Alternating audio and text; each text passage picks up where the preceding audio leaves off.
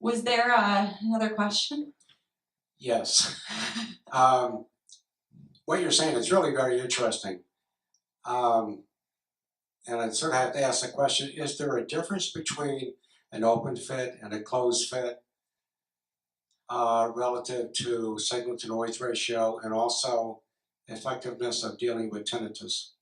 If you don't have the open hearing aid that scans the 360, then you're better off having the semi-directional, where a hearing aid will switch from directional back to opened up.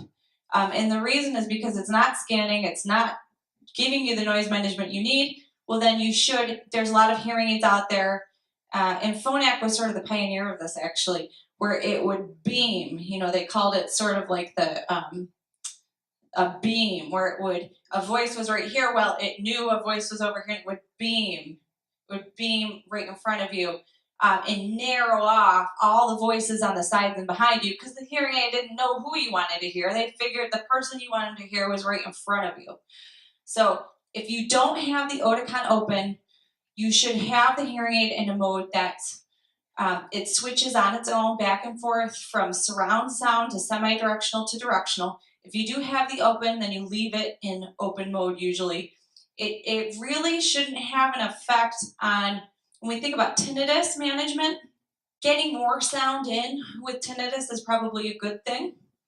But other than that, there's not really a difference when we think about directionality to help or hurt tinnitus. You just want to get a lot of sound in when it comes to tinnitus. Okay, is there a point with, at a level of hearing loss, where a closed fit makes more sense than an open fit? I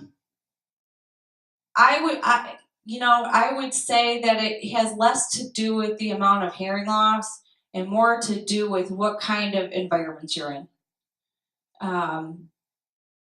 I do know that when the hearing loss becomes more severe to profound, getting more sound in is usually a good thing because it increases awareness. If you close things off too much and you have a severe to profound hearing loss, then that person is really not going to be aware of who's on the sides and who's behind them.